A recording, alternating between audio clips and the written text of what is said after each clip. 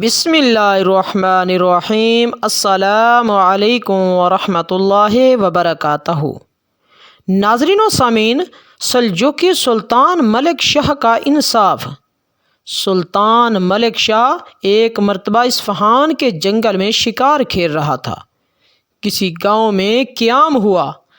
وہاں ایک غریب بیوہ عورت کی گائے تھی جس کے دودھ سے 3 بچوں کی پرورش ہوتی تھی۔ شاہی آدمیوں نے اس گائے کو ذبح کر کے خوب کباب بنائے۔ غریب بڑھیا کو خبر ہوئی، وہ بدحواس ہو گئی۔ شاہی آدمیوں کا کیا مقابلہ کرتی؟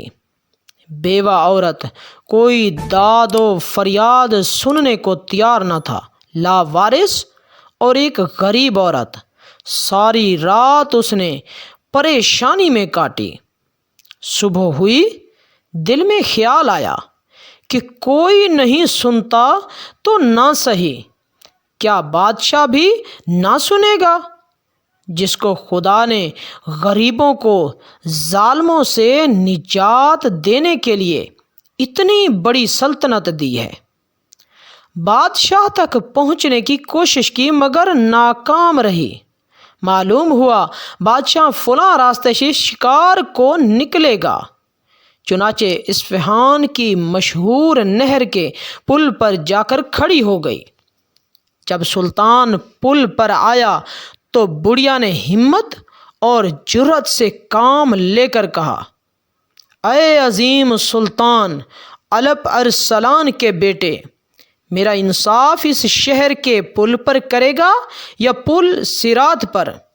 جو جگہ پسند ہو انتخاب کر لے۔ بادشاہ کے ہمراہی یہ بے باکی دیکھ کر حیرت زدہ ہو گئے۔ بادشاہ گھوڑے سے اتر پڑا اور ایسا معلوم ہوتا تھا کہ اس عجیب و غریب اور حیرت انگیز سوال کا اس پر خاص اثر ہوا، اور بڑھیا سے کہا، پل صراط کی طاقت نہیں ہے، میں اس جگہ فیصلہ کرنا چاہتا ہوں، کہو کیا کہتی ہو؟ بڑھیا نے اپنا سارا قصہ بیان کیا۔ بادشاہ نے لشکریوں کے اس نالائق حرکت پر افسوس ظاہر کیا اور ایک گائے کے عوض میں اس کو 70 گائیں دلائیں اور مالا مال کر دیا۔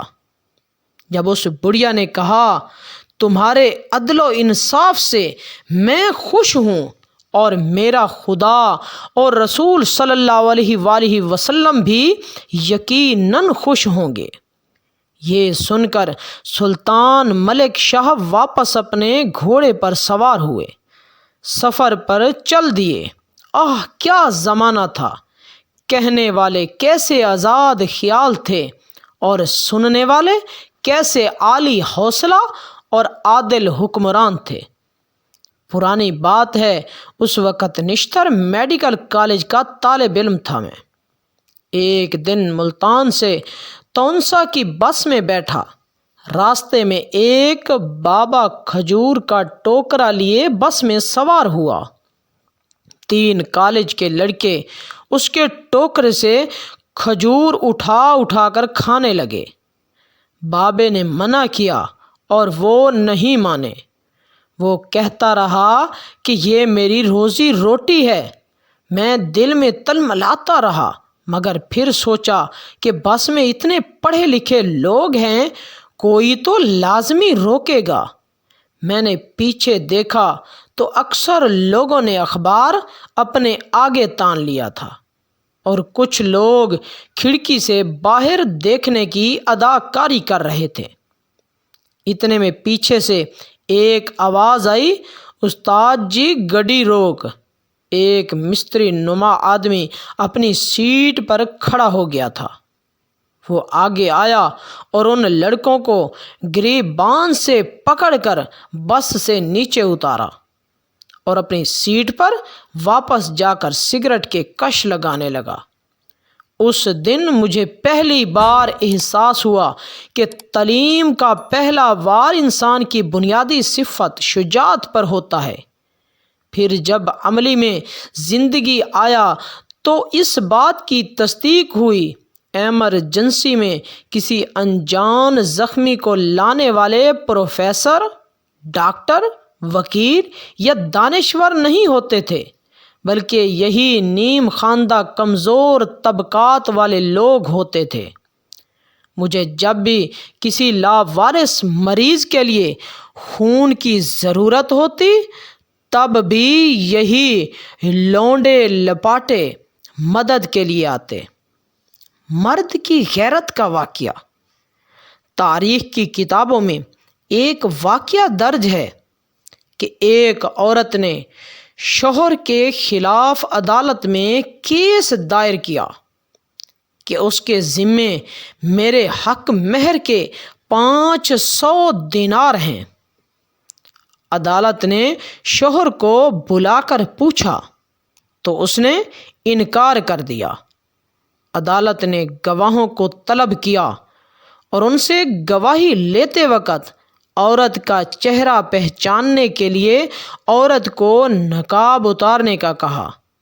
اس پر اس کا شوہر جلدی سے کھڑا ہو کر کہنے لگا کہ قاضی صاحب، میں تسلیم کرتا ہوں کہ مجھ پر میری بیوی کے 500 دینار لازم ہیں، بس آپ اس کا نقاب نہ اتروائیے۔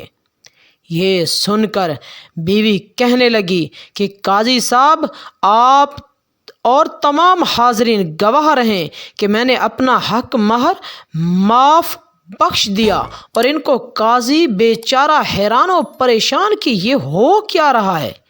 خیر، ان میاں بیوی کے جانے کے بعد قاضی نے محرر سے کہا کہ اس کیس کا الگ فائل بناؤ اور نام لکھو مرد کی غیرت۔ علامہ ابن قیم فرماتے ہیں کہ انسان کے دل میں غیرت ہوتی ہے، اور اگر غیرت نہ ہو تو اس دل میں محبت ہو ہی نہیں سکتی، اور محبت سے خالی دل میں ایمان اور دین کیسے باقی رہ سکتے ہیں؟ المیہ ہے کہ آج کے ترقی یافتہ دور میں حوا کی بیٹی اور عصمت مسلم کو بلا روک ٹوک نیم برہنہ کرنے پر امت فخر کر رہی ہے، اور اسلام کا وقار چند ٹکوں کی بھینٹ چڑھ چکا ہے۔ سو محبت کیجئے، حلال کیجئے، اسلامی غیرت و حمیت کا جنازہ نکالنے سے پرہیز کیجئے۔ ناظرین و سامعین، ویڈیو اچھی لگی تو لائک کر دیں۔ ایسی انٹرسٹ اسٹوری اور دلچسپ واقعات کے لیے ہمارے چینل کو سبسکرائب کر کے ساتھ والے لگے بیل کے آئیکن کو لازمی پریس کریں۔